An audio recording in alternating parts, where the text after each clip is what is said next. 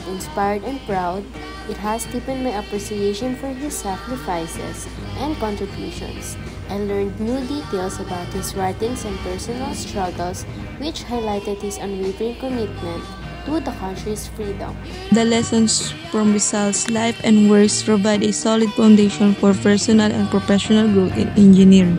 Rizal's moral integrity and ethical stance in his writings and actions emphasize the importance of ethics in professional practice.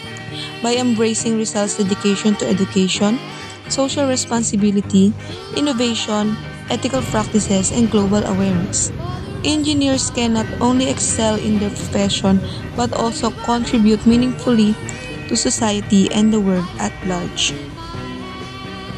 I honor Jose Rizal by promoting his principles of education, freedom, and patriotism in my community.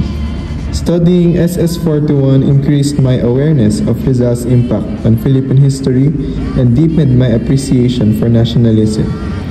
It inspired me to prioritize learning about our country's history and to embody Rizal's ideals daily, fostering unity and progress in our society. To worry, life's a problem in my hands. But if you really, really love me, in my heart you'll be a big man. Hey lover, won't you treat me right and be with me tonight? Just give me true love and understanding. True love and understanding.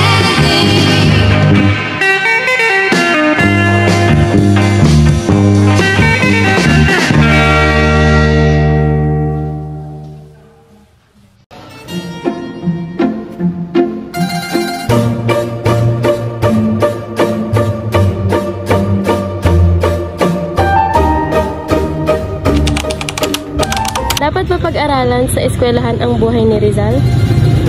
Opo, dapat pong pag-aralan sa eskwelahan yung buhay ni Rizal kasi si Rizal po is hindi lang po siya isang simpleng mamamayan po. Isa po siyang simbolo po sa kabataan at sa lahat po ng Pilipino na yung Pilipinas, hindi lang siya basta bansa.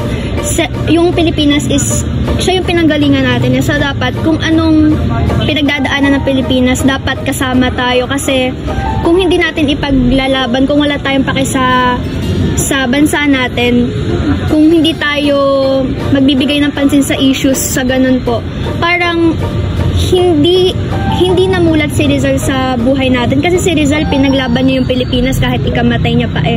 So dapat pag-aralan niya sa eskwelahan para yung mga bata is matututo agad ng maaga tungkol sa nangyayari sa bansa, kung ano yung history ng bansa para hindi sila magmukhang mangmang kung sakali mang may dadating na pagsubok tas kailangan ng kaalaman tungkol sa istorya ng Pilipinas. Anong tulong ng kaalaman tungkol kay Rizal sa buhay mo ngayon? Ang tulong po ng kaalaman tungkol kay Rizal sa buhay ko ngayon is natuto po ako kung paano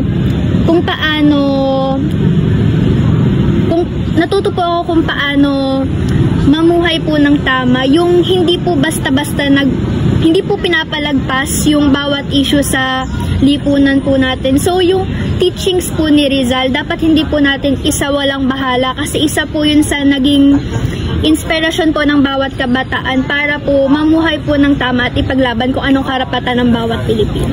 Thank you po! Dapat bang pag-aralan sa school ang buhay ni Rizal?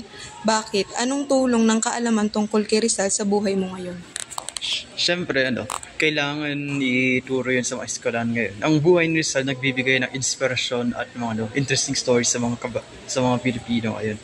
Para sa akin, yung si Rizal nagbigay ng parang insight kung ano yung pamumuhay dati sa Pilipinas at kung ano yung ginagawa niya para sa mga Pilipino.